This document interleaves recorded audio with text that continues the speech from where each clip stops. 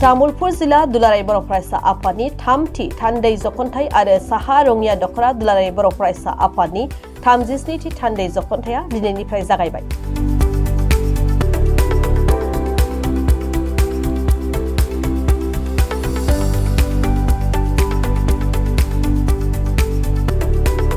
तामुलपुर जिलानि बेन्दोंआव थानाय साहा रङिया दख'रा दुलाराय बर' फरायसा आफादनि बेन्दोंआव थानाय बर' बाजार देवलकुसियाव साननैनि हाबाफारिजों दिनैनिफ्राय जागायबाय तामुलपुर जिल्ला दुलाराय बर' फरायसा आफादनि खुंगा थामथि थान्दै जखनथाइ आरो साहा रङिया दख'रा दुलाराय बर' फरायसा आफादनि 37थि थान्दै जखनथाइया।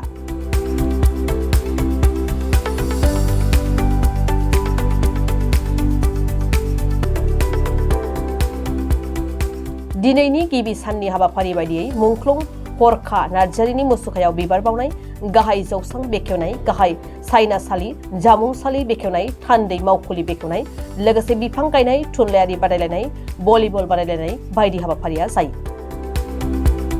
खुंगा थामथि थान्दै जखनथाइ आरो खुंगा 37थि थान्दै जखनथाइजों लोब्बा लाखिनानै खुगा लाइसि दिहुननायखौ 30 नं गरेश्वर बियाबनि एमसिएलए महेश्वर बसुमतारी बिथाङा बाहागो लानानै बेखेवना होयो आरो थान्दै जखनथाइ हाबाफारिखौ बेखेवनानै होयो मिरु दुलाराय बर' फरायसा आफादनि लेङाइ आफादगिरि खोरोमदाव वारि बिथाङा।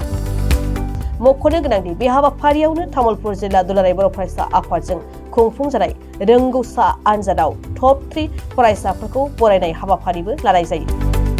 जखनथाइ तामुलपुर जिल्ला दुलाराय बर' फरायसा आफाद आरो लोगोसे 37थि जखनथाइ साहा रङिया दख'रा दुलाराय बर' फरायसा आफादनि साननैनि हाबाफारि लानानै जोंनि नर्थ रंगिया आनसलिक दुलाराय बर' फरायसा आफादनि सिङाव थानाय देवलकुसि बाथौ थानसालियाव साननैनि हाबाफारि लानानै खुंनो लानाय जादों। बे हाबाफारिया दिनै 28 आरो 29 साननैनि हाबाफारि।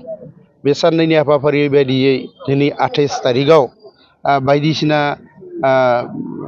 कम्पिटिसन जेबायदि लिटारेचार कम्पिटिसन माने स्पर्ट्स कम्पिटिसन बेफोर कम्पिटिसना दिनै जागायगोन आरो लोगोसे जिखिनि हाबाफारियाव जों आलासिफोर लिंहरदोंमोन दिनै बेखेवनो थाखाय गासैबो बिथांमोना जोंनि गेजेराव सफैजोबदों आरो लोगोसेयैनो गाबोनो दिनै 28 थारिख मोनाबिलियाव मोन 8 आनसलिक माने फरायसा आफादनि तामुलपुर जिल्लानि सिङाव थानाय मोन 8 आनसलिकनि डेलिगेट्सफोरा मोनाबिलियाव दिनै प्राय 4टा बाजिसोआवनो बेलासिनि बे समावनो बिथांमोना गासैबो सफैजोबगोन आरो मोनाबिलिनि 4-5टानिफ्रायनो डेलिगेट सिटिंआ आरम्भ जागोन। जोङो बेनि अनगायैबो जिहेतु डेलिगेट सिटिंआव बिथांमोना माने जा थांनाय बोसोरफोराव फरायसा आफाद हिसाबै जातीय संगठन हिसाबै मा खामानि मावबोखो आरो इयुनाव मा खामानि मावलांगोन हारिखौ लानानै बेफोरनि सायाव निस्सय मोजां बाथ्राफोरखौ बिथांमोना सावरायगोन आरो लोगोसे गाबोन जोंहा अपेन सेसन जागोन। दा बे अपेन सेसनाव जोङो बायदिसिना माने आलासिफोरखौ जों लिंहरदों माने फरायसा आफादफोरनि मोनसे सावराय मेल लादों बेयाव आरो बे मेलाव जोंनि तामुलपुर जिल्लानि डिसि मेमखौ बेयाव हांख्रायनाय जादों रिसर्स पार्सन हिसाबै आरो लोगोसे एसपि बिथांखौबो तामुलपुर जिल्लानि एसपि बिथां आरो जोंनि गरेस्वर एसडिसि बायद'खौबो बेयाव हांख्रायनाय जादों आरो बे 8टा आनसलिकनि फरायसाफोर कलेजफोरनिफ्राय बा हाइ स्कुलफोरनिफ्राय फरायसाफोरा बेयाव एटेन्ड जागोन। निस्सय मोजां खोथाफोरखौ बेयाव सावरायनाय जागोन फरायनायनि बिथिङाव बोरै दावगालांनांगौ फरायसाफोरा बेफोरनि सायाव मोजां रिसर्स पार्सना मोजां भेलुएबल बाथ्राखौ बुंगोन आरो बे बाथ्राफोरा जाहाथे जोंनि फरायसाफोरनि इयुनाव जाहाथे जौगानो खामानि होयो बेखौ जों मिजिंथिगोन आरो लोगोसे जोंनि बे मेलखौ माने जिथिया अपेन सेसन जागोन एटानिफ्राय जोंनिया माने माबाया जागोन अपेन मिटिङा बे अपेन मिटिङाव जोंनिया बेखेवगिरि हिसाबै बे मेलखौ बेखेवनाय हिसाबै बिसिनि बारग'सिब प्रमद बर' सार बिथांखौ खावलायनाय जादों। बिथाङाबो खोथा होदों बिथाङाबो सफैगोन होननानै बुंदों आरो लोगोसेयैनो नै बे मेलाव चिफ गेस्ट हिसाबै दुलाराय बर' फरायसा आफादनि मानिजाथाव आफादगिरि दिपेन बर' बिथाङा बेयाव नुजाथिफैगोन आरो लोगोसे माखासे रिसर्स पार्सनफोर फैबावगोन आरो बेयाव दिनै जोङो दिनै 28 थारिखआव डेलिगेट सिटिं जानाय सिगांनो जोङो बे मोनसे सभिनियर आरसिनि जानानै मोनसे सभिनियर जोङो बेखेवनाय जागोन। बेखौ बेखेवनो थाखाय जोंनि लकेल MCLA महेस्वर बसुमतारी बिथांखौ जों खावलायदों। बिथाङाबो जोंनि गेजेराव सफैगोन आरो लोगोसे जिल्लानि जि सभिनियर जिल्लानि मेगाजिन बे मेगाजिनखौ बेखेवनो थाखाय जिल्ला बिथांनि दैदेनगिरिफोरा माने जोंनि स्पिकार बिथांखौ आसाम एसेम्ब्लिनि स्पिकार बिथांखौ खावलायदों होनना जोंनो जनायदों।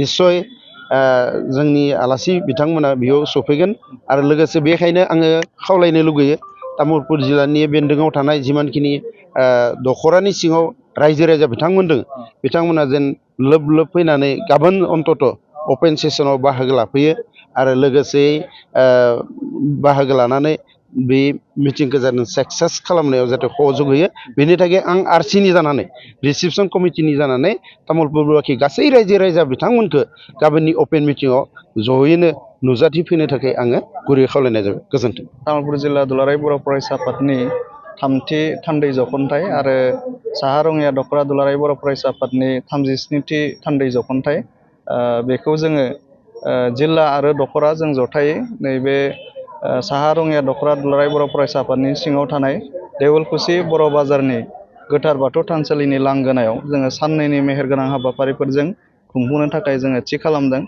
आरो गिबि हाबाफारि बायदियै जोंहा दिनै फुंनिफ्राय माखासे बेखेवनाय हाबाफारिफोर जेरै जोंहा गाहाय पेन्डेल बेबायदिनो गाहाय जौस्रां बेखेवनाय बेबायदिनो जोंहा माने जामुंसालि बेखेवनाय बेबायदि बेखेवनाय हाबाफारिया दिनै जानानै थांबाय। आरो लोगोसेनो जोंहा दिनै नैबे थान्दै जख'न्थायाव जोङो जिल्ला एबसुआ माखासे बादायलायनाय जों हाबाफारि लादों। गेलेमु बादायलायनायाव जोङो काबादि हिन्जावसाफोरनि थाखाय काबादि बादायलायनाय, हौवासाफोरनि थाखाय बुलुर बादायलायनाय आरो बेबायदि थुनलाइ बादायलायनाय जोङो लादों। बे बादायलायनायफ्रा सोलिगोन। बेनि उनाव दा मोनाबिलियाव जोङो मुंख्लंफोरखौ गोसोखांनानै माने केन्डेल लाइटिं बा आलारि बाथि फोजोंनाय हाबाफारि जोङो लादों। बेनि उनाव जोङो 6 बाजियाव थान्दै जख'न्थाइनि जि गोनांथार मोनसे जि थान्दै मेल बेखौ जोङो लादों आरो बेवहाय थान्दै मेलखौ बेखेवनो थाखाय मिरु दुलाराय बर' फरायसा आफादनि लोगो आफादगिरि खोरोमदाव औवारि सार बिथांखौ जोङो हांख्रायना लाबोदों। आरो जोङो नैबे थान्दै जख'न्थायाव जोङो गोबांथार जोंनि जिल्लानि सिङाव थानाय माखासे जेंना जेंगोना बेखौ जोङो सावरायलायनायनि गेजेरजों थान्दै मेलाव जों माखासे रेजुलेसनफोर जोङो लागोन। बोसोरसे जोङो मा मावगोन फैगोन बोसोराव बेनि जों रेजुलेसन लानानै उननि समाव जों खामानि मावलांनो थाखाय थि खालामनानै लागोन।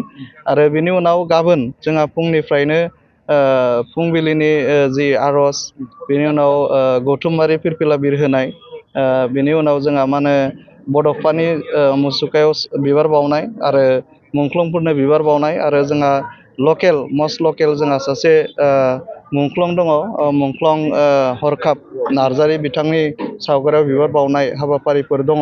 बेनि उनाव फुंनि 10 रिंगानिफ्राय जोङो फरायसाफोरखौ जोङो थुलुंगाखां होनो थाखाय दिनैनि बे जुजिनाय बादायलायनाय जुगाव फरायसाफोरखौ जों राफोद खालामनांगौनि थाखाय जोङो मोनसे स्टुडेन्ट कनक्लेभ काम जोङो फेलिसिटेसन प्रग्राम जोङो लादों। आरो बेयाव जोङो फुंखा सुबुं हिसाबै जोङो तामुलपुर जिल्लानिनो गोदानै डिसिनि बिबान मोनफैनाय सिमिकरन IS बिथाङा तामुलपुर जिल्लानि डिसि, जों बिथांखौ लिंदों। लोगोसेनो तामुलपुर जिल्लानिनो SP श्री ताबुराम पेगु APS जोङो बिथांखौबो जोङो लिंदों। आरो बेनि अनगायैबो मिरु दुलाराय बर' फरायसा आफादनि मानाव गेदेर सोलोंथाइ नेहाथारि सोमावसार बसुमतारी बिथांखौबो जोङो नैबे माने स्टुडेन्ट कनक्लेभ बे हाबाफारियाव जोङो लिंदों। आरो बेनि गेजेरजों फरायसाफोरखौ जोङो राफोद खालामनो थाखाय जों दुलाराय बर' फरायसा आफाद जोङो नाजादों। आरो बेनि अनगायैबो जोंहा गेवलां मेलाव जोङो आथिखालनि बर' हारिनि थासारि, जोंनि जेंना जेंगोना बेखौ रायजो राजानो मोनथिहोनो थाखाय जोङो गेवलां मेलनि गाहाय आलासि महरै जोंनि मिरु दुलाराय बर' फरायसाफोरनि आफादगिरि दिपेन बर' सार बिथांखौ जोङो हांख्रायदों। बिथाङाबो बाहागो लागोन। बेखेवगिरि हिसाबै बारग' चिफ जोंहा प्रमद बर' सार बिथांखौ जोङो हांख्रायदों। आरो बेबायदिनो जोंहा एपइन्टेड स्पिकार बा थि बुंथिगिरि हिसाबै जोङो माने एसिस्टेन्ट एकाउन्ट अफिसार बर'नि सासे APSC आव पास खालामनानै बे एसिस्टेन्ट एकाउन्ट अफिसार जानाय मा होनो जोङो बिथांखौ जोङो लिंदों, बिथाङाबो बाहागो लागोन। आरो APSC आवनो पास खालामनाय BDO जोंहा बिरबल ब्रह्म, बिथांखौबो जोङो लिंदों, बिथांमोनाबो बाहागो लागोन। आरो जोंनि जिल्लानि सिङाव थानाय मोनफ्रोमबो माहारियारि आफाद, फरायसा आफाद, जेरै जोंहा बर' थुनलाइ आफाद, बर' हारिमु आफाद, बर' सिने आर्टिस्ट एस'सियेसन, गासैखौबो जोङो लिंजोबदों। आरो गुबुन गुबुन माहारियारि फरायसा आफाद जेरै ASU, ARSU, AMSU, ABMSU, जोंनि जिल्लायाव जेसेबां दङ गासिबो माहारियारि फरायसा आफादफोरखौ जोङो लिंजोबनाय जादों। आरो जोङो ओंखायनो ओनसोलनि नैबे देवलकुसि ओनसोलनि लोगोसेनो जिल्लानि सिङाव थानाय साफ्रोमबो आइ आफा रायजो राजाखौ जोङो खावलायगोन, गाबोन आरो दिनैनिफ्राय आरो गाबोनबो मोनफ्रोमबो हाबाफारियाव फैनानै लोब लोब फैनानै बाहागो लाफैनांगौ, बेखौ जों साफ्रोमबो आइ आफा रायजो राजाखौ गुरै खावलायो।